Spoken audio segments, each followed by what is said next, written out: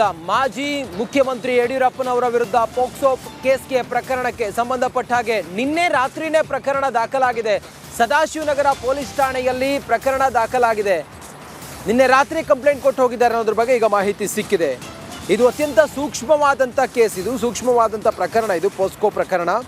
ನಿನ್ನೆ ರಾತ್ರಿ ಪ್ರಕರಣ ದಾಖಲಾಗಿದೆ. ಪ್ರಕರಣ ಸಂಬಂಧ ತನಿಖೆ ಮಾಡಲಾಗ್ತಾ ಇದೆ.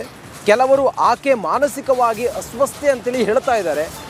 ಈಗಂತೇಳಿ ಗೃಹ ಸಚಿವ ಪರಮೇಶ್ವರ್ ಅವರು ಹೇಳಿಕೆಯನ್ನು ಕೊಟ್ಟಿದ್ದಾರೆ. ಯಡಿಯೂರಪ್ಪನವರ ವಿರುದ್ಧ ಇಂಥದ್ದೊಂದು ಕೇಸ್ ದಾಖಲಾಗ್ತಾ ಇದ್ದಂತೆ ಸದಾಶಿವನಗರ ಪೊಲೀಸ್ ಠಾಣೆಯಲ್ಲಿ ಕೇಸ್ ನಿನ್ನೆ ದಾಖಲಾಗಿದೆ.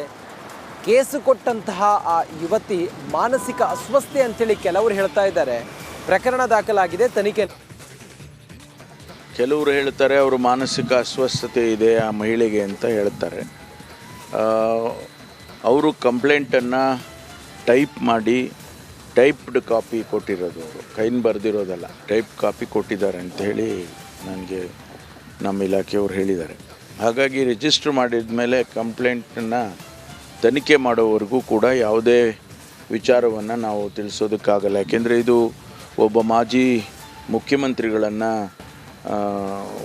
ಅವರಿಗೆ ಸೇರಿರ್ತಕ್ಕಂಥದ್ದು. ಕೆಲವರು ಹೇಳ್ತಾರೆ ಅವರು ಮಾನಸಿಕ ಅಸ್ವಸ್ಥತೆ ಇದೆ ಆ ಮಹಿಳೆಗೆ ಅಂತ ಹೇಳ್ತಾರೆ. ಅವರು ಕಂಪ್ಲೇಂಟನ್ನು ಟೈಪ್ ಮಾಡಿ. ಇವಾಗ ಏನಷ್ಟು ಮಾಹಿತಿಯನ್ನು ನೀಡ್ತಾರೆ ಪ್ರತಿನಿಧಿ ಸುರೇಶ್ ಮತ್ತು ಸುನೀಲ್ ಈಗ ನೇರ ಸಂಪರ್ಕದಲ್ಲಿ ಜಾಯಿನ್ ಆಗ್ತಾ ಇದ್ದಾರೆ. ಮೊದಲದಾಗಿ ಸುರೇಶ್ನ ಕೇಳ್ತೀನಿ. ಸುರೇಶ್, ಈ ಎಲ್ಲ ವಿಚಾರಗಳ ಬಗ್ಗೆ ಖುದ್ದು ಯಡಿಯೂರಪ್ಪ ಅವರು ಪ್ರೆಸ್ ಮೀಟ್ನಲ್ಲಿ ಸ್ಪಷ್ಟನೆಯನ್ನ ಕೊಡ್ತಾರೆ ಅನ್ನುವಂಥದ್ದು ಒಂದು ಕಡೆ ಆದರೆ, ಈಗಾಗಲೇ ರಾಜಕೀಯವಾಗಿ ಈ ವಿಚಾರ ಭಾರಿ ಚರ್ಚೆ ಆಗ್ತಾ ಇರೋದು. ಸ್ವತಃ ಹೋಮ್ ಮಿನಿಸ್ಟರ್ DK ಶಿವಕುಮಾರ್ ಅವ್ರ ಜೊತೆಗೆ ಚರ್ಚೆ ಮಾಡಿದ್ದಾರೆ ಅನ್ನುವಂತಹ ಮಾಹಿತಿ ಕೂಡ ಲಭ್ಯ ಆಗ್ತಾ ಇದೆ.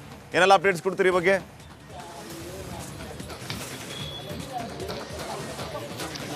ಎಸ್ ಶ್ರೀಪಾದ್, ಏನು ರಾಜ್ಯದ ಮಾಜಿ ಮುಖ್ಯಮಂತ್ರಿಗಳಂತ ಯಡಿಯೂರಪ್ಪನವರ ವಿರುದ್ಧ ಈಗ ಕೇಳಿ ಬಂದಿರತಕ್ಕಂತಹ ಒಂದು ಗಂಭೀರ ಆರೋಪ, ಅದು ಪೋಕ್ಸೋ ಕಾಯ್ದೆಯಡಿ ದೂರು ದಾಖಲಾಗಿರ್ತಕ್ಕಂಥದ್ದು. ಇದು ನಿಜಕ್ಕೂ ಕೂಡ ಒಂದು ಗಂಭೀರವಾದಂತಹ ಆರೋಪ. ಆದರೆ ಈ ಪ್ರಕರಣದ ಸತ್ಯಾಸತ್ಯತೆ ಏನು ಅಂತಕ್ಕಂಥದ್ದು ತನಿಖೆ ನಂತರ ಅಷ್ಟೇ ಗೊತ್ತಾಗಬೇಕಾಗಿರ್ತಕ್ಕಂಥದ್ದು. ಆದರೆ ಇಲ್ಲಿ ಈಗ ಮೇಲ್ನೋಟಕ್ಕೆ ಈಗಾಗಲೇ ಸ್ವತಃ ಗೃಹ ಸಚಿವರಾದಂತಹ ಡಾಕ್ಟರ್ G. ಪರಮೇಶ್ವರ್ ಅವರು ಹೇಳುವಂತೆ ಈ ಆಕೆ ಒಬ್ರು ಮಾನಸಿಕ ಅಸ್ವಸ್ಥೆ ಅಂತಕ್ಕಂತಹ ಒಂದು ಮಾತನ್ನ ಈಗಾಗಲೇ ಹೇಳಿರ್ತಕ್ಕಂಥದ್ದು. ಹೀಗಾಗಿನೇ ಅಂದ್ರೆ ಯಾಕೆ ಈ ಮಾತನ್ನ ಅವರು ಹೇಳೋದಕ್ಕೂ ಕೂಡ ಒಂದು ಕಾರಣ ಇದೆ ಅಂತ ಹೇಳಿ ನಮಗೆ ಅನಿಸ್ತಾ ಇರ್ತಕ್ಕಂಥದ್ದು. ಯಾಕೆಂತಂದ್ರೆ ಈಗಾಗಲೇ ಹಿಂದೆ ಅವರು ಸುಮಾರು 52 ಅಥವಾ 53 ಮಂದಿಯ ವಿರುದ್ಧ ವಿಐಪಿಗಳು ಏನಿದ್ದಾರೆ ಅವರ ವಿರುದ್ಧ ಪ್ರಕರಣವನ್ನು ಇದೇ ರೀತಿಯಾಗಿ ಪ್ರಕರಣವನ್ನು ದಾಖಲು ಮಾಡಿರ್ತಕ್ಕಂಥದ್ದು. ಸೊ ಹೀಗಾಗಿ ಆಕೆಯ ವಿರುದ್ಧವೂ ಕೂಡ ಬಹುತೇಕ ಅಂದ್ರೆ ಒಂದು ವಿಚಾರಣೆ ನಡೆಯುವಂತಹ ಸಾಧ್ಯತೆಗಳು ಕೂಡ ದಟ್ಟವಾಗಿ ಇರತಕ್ಕಂಥದ್ದು. ಸೊ ಈಗ ಸದ್ಯ ಪರಮೇಶ್ವರ್ ಸೇರಿದಂತೆ ಏನು DCM DK ಶಿವಕುಮಾರ್ ಕೂಡ ಈ ವಿಧೇಯ ವಿಚಾರವಾಗಿ ಚರ್ಚೆಯನ್ನು ಮಾಡಿರ್ತಕ್ಕಂಥದ್ದು.